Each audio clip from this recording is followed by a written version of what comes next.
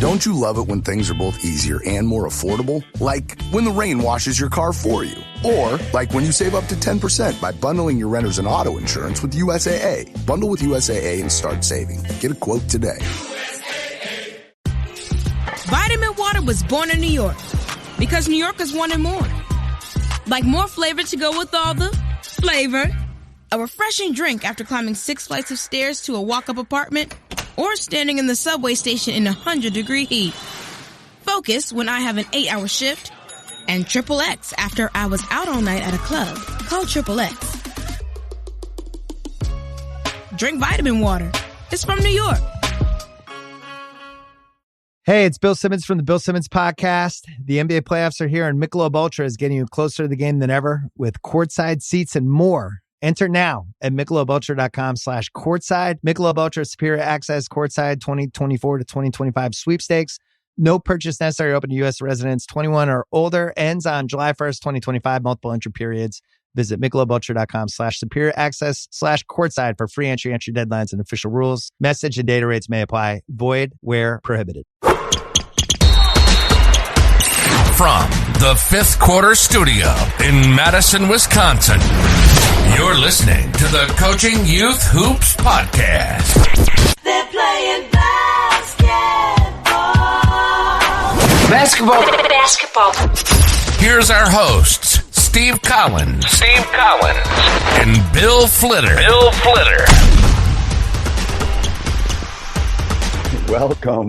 Welcome. The Coaching YouTube. We're laughing because basketball season is about to start, and when this goes live, it will be day 2. Coach Collins is not taping this on 11/19 because my hair is being pulled out today because my team is being picked. So, anyway, well, so you have an off season, Coach. I don't have an off season. I coach year round.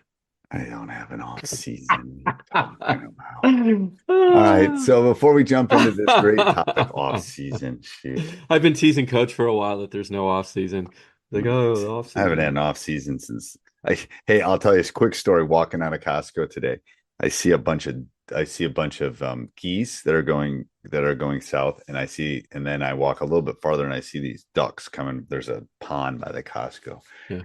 And I'm texting one of my friends in Wausau going, oh my gosh, it's like, and then he sends me a picture of him and his brothers just went pheasant hunting. It's like, I thought of you as these ducks are flying overhead. Anyway, ducks are hard to hit because they're like jet fighters. If anyone's ever seen a duck fly, it's not like, they're hard to hit. Anyway, I've never gone duck hunting. Even when I was went deer hunting, but never went duck hunting. Yeah, never went deer hunting. I mean, went once deer hunting. I have this long story. Bow and arrow too. I was at. That's good. I would do that. But you got to be more serious and you got to practice. Yeah, practice a lot because that's not fair to the deer if you're not going to hit them right in the right spot. No. And then you got to go track them too. All right. So before we do that, let's give a big shout out to our sponsor, Game Changer. Yes. Coaches, if you need an app to record games, get stats, Game Changer is your answer. They just launched a new feature for annotation. So now you can go and review film, mark it up how you want, share it with your players. Check it out at gc.com/coaching youth hoops. Yep. And then because in a couple days, Black Fridays are on the corner, Coach, we have a little tease on our Black Friday special, don't we? Yeah, absolutely. We got a special Black Friday. Basically, it's everything you need for your season in a box: offense, defense, practice plans, transitions, lobs, shooting. I mean, literally everything for one low price. We're going to offer it at a discount only on Black Friday. So check it out if you go to coachingyouthhoops.com/Black-Friday. We'll put the link in the show notes, but sorry if you're listening to this after Black Friday. Yep. If it's June and you're listening to this, you're on the middle of the boat and getting a nice tan. Sorry. You have to wait till next to bookmark that URL because every year we'll do a Black Friday special for you guys. But you missed it. Sorry. That's all right. So what's our topic today, Coach? Topic today is motivating the talented but unmotivated player. This has come up a lot, and also I had a great one today that came through, which was how do I is a youth team. It was a grade school coach. He has a couple very talented AAU players coming on his team. And he says they play year round. They're very skilled. The other players on the team are not quite up to their caliber, but these kids want to play for their grade school, which is awesome to hear. So he was struggling with how do I keep these kids also motivated? They're very talented, right? But yet I got to bring up the other kids to their level and don't want these other kids to get bored. Every level deals with this, your level, youth level, right? But how do you deal with that? And I think there's different. You got to get to the root cause. What's causing the talented person to be not motivated, and what does that mean? They're lackluster in practice. They're just not giving it their all. They think they're arrogant and think they're really good, right? Well, then I think you got to challenge them. First of all, you got to challenge if they. I've had talented but unmotivated. I've had untalented and very motivated. I've had, talented and motivated. Those are like the unicorns, those are the ones I love. I think it's part of it is, again, this is from a teacher of 30 some plus years that was frustrated today because his students aren't doing all their homework and not necessarily me not necessarily motivating them the way I needed to. So I think you're right. It's about getting to the root cause, and often the unmotivated is bored. And they're not being challenged. And I'll use a math analogy. They're taking algebra class and they should be in pre-calc. So there's no motivation. It's like you and I can talk about all the stuff that we do. We're motivated because it's challenging. It's stimulating. It's exciting. It's fun. And a 12-year-old is no different than a 30-something-year-old. So it's the same thing. It's like, there needs to be both intrinsic and extrinsic. And as the teacher, as the coach, you got to go try to find those things. And what do you mean by intrinsic and extrinsic motivation? What do I personally mean for my intrinsic and extrinsic? No. Just kids. explain What's the difference what's the between practicality? Like intrinsic was inside of you. I think my parents did with myself and my brother. Something happened because we both are very intrinsically motivated. It's a self-motivation. It's like I took over a basketball program that hadn't won in 30 years. So you have to have a little intrinsic, and you probably got to be a little crazy too. But it was that there was no extrinsic, there was no outside motivation for me to take that job or to want to turn it around or to become the best coach and hopefully run one of the better programs in the Midwest. There was no extrinsic. No one wanted this job. So it had to be intrinsic. It had to be that I could do things. I could build a kind of a family community. I could be, learn both from the players and teach the players life lessons. I could do that. That had to be intrinsic. And the good teachers, there has to be a lot of intrinsic motivation. Like, I had a tough day today just because I didn't think I was getting to them, but I'm going to go right back at it tomorrow because it's the reason I've done it for so long. There's an intrinsic, there's a motivation inside of me that, okay, this is what I'm meant to do and I'm going to make a difference. The extrinsic would be if they paid me the wage that I think maybe I'm worth. But I didn't go into teaching to become wealthy. It was an intrinsic motivation. It was not an extrinsic motivation. Right. Anyway, is that so how do you then motivate a talented player? And so let's take the scenario unmotivated 12-year-old. How do I motivate exactly them? Right? And exactly. So what I a lot of times do is I will put them in a leadership role if I'll assess that, of course. But and what that means for me is I'll have them teach certain things. I will lean on them for questions so they are challenged and they're at least challenged by my questions. And if they are motivated to, get better, they're going to know all the plays and they're going to know what to do. So a lot of times I'll do that, or I'll put them in charge of picking what we're going to do, the snack we're going to have post game, or the music we're going to listen to in the gym. And the reason for that is to keep them engaged and involved. Does that make sense? Yeah. So so all the teachers that are coaches too that are listening to this, it's like so it's a teaching technique called scaffolding, in which you basically help them to where they are and learn new concepts.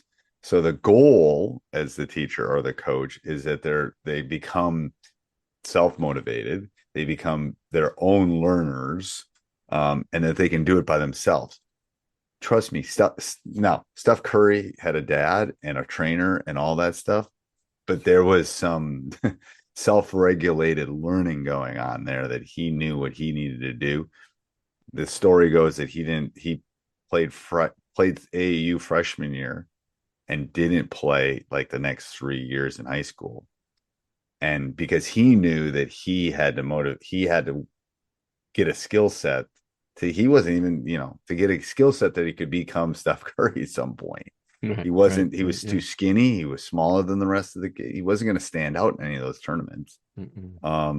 So, it becomes, a way of applying learning so that they can do it themselves. Because I mean, you laugh that I'm part Dracula, I'm part vampire, but it's like I'm gonna go eat and then I'm gonna come back here because I want to get stuff done for what we're doing and what I need to do, and I have a stack of. I mean, that's that's where that kind of falls. But I think it's hard. It's harder with a 12-year-old because it's hard to figure out what's going to motivate and what's going to.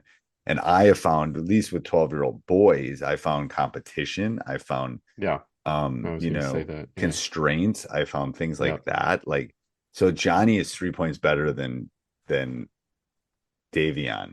Great. Then Johnny is going to start down 0-3 against Davion, and they're going to go 1-on-1 to 5, something. And it's going to tick him off because I do that. But I'm motivating. Like, I still want to win. Like, the good ones are still going to want to do what they need to do.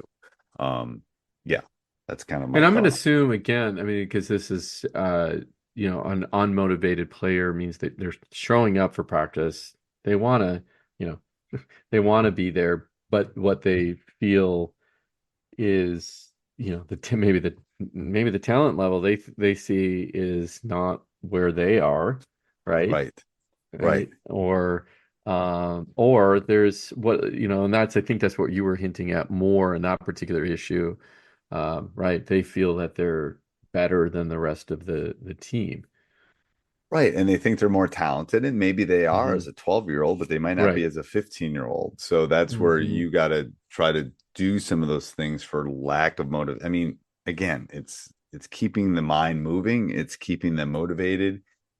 And to be honest with you, sometimes maybe they got to move up a level. Maybe they got to play 1-on-2. They got to figure ways to challenge them. And I've had kids in this class that don't belong in my class. They're just too smart for me. They're smarter than me in some. It's like, okay, well, how do I challenge them? Because that's where a lot of, the quote unquote unmotivated is. I don't think it's similar to what I've always said this. There's no kid that's a non-reader. Every kid's a reader. As I'm sitting in front of a stack of books behind me, every kid's a reader. The only thing you haven't done is you haven't put the right book in front of them. Right. So it's similar to this. If they're unmotivated, it means you haven't found the right secret sauce to motivate them.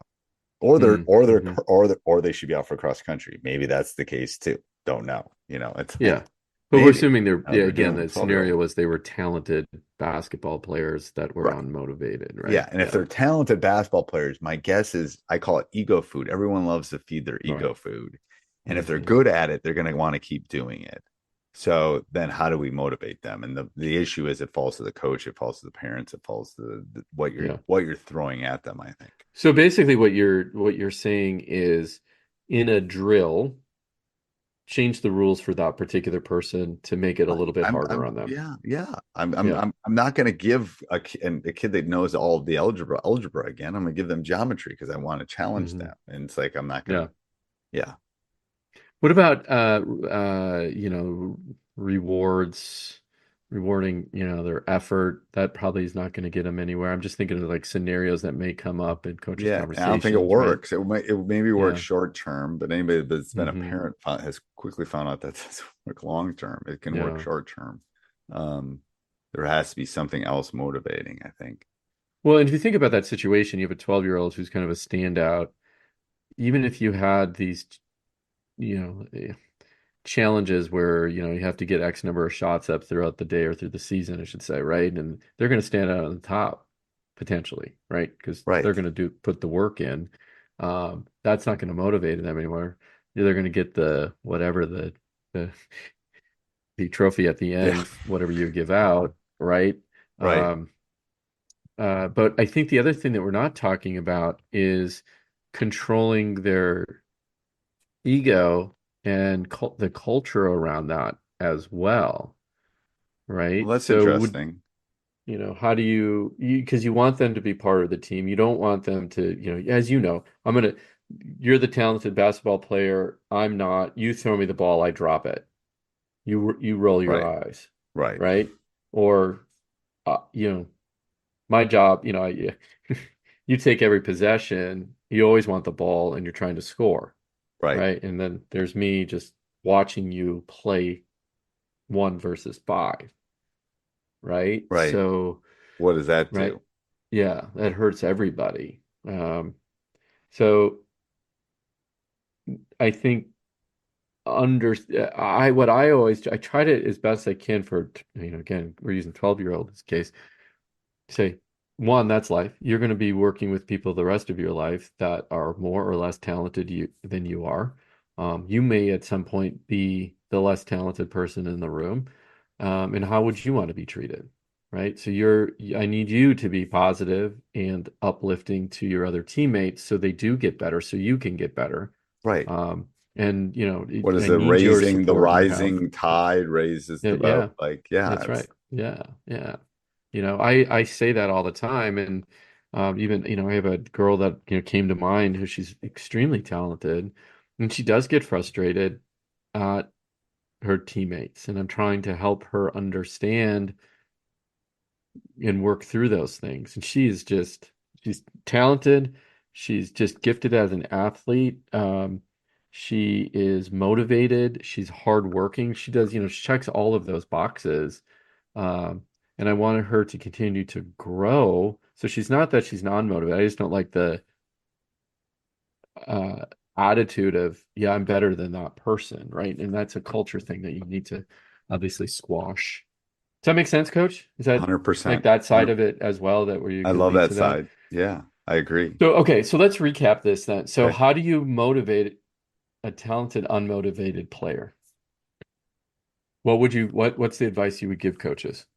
I would challenge them. I would give them different opportunities within different constraints. I would try to meet them where they are. And then, you got to think about your practice. That's where coaching youth hoops would come into play, Coach. Yeah, absolutely. Yeah. I'm just saying, it's like you want the practice is your classroom. So how do you motivate and how do you do some of those things? I think is really important. What do you think? Yeah, and I would add one more thing to that is give them responsibility to teach, to help, to serve, right? And have them explain it. And so they feel like they're contributing to the team at the same time teaching their other players. And like you said, raising the tide to lift all the boats, right? So love that. I love that. All right. Till next week, Coach. Till next week. All right. Bye. This podcast is part of the Sports Social Podcast Network.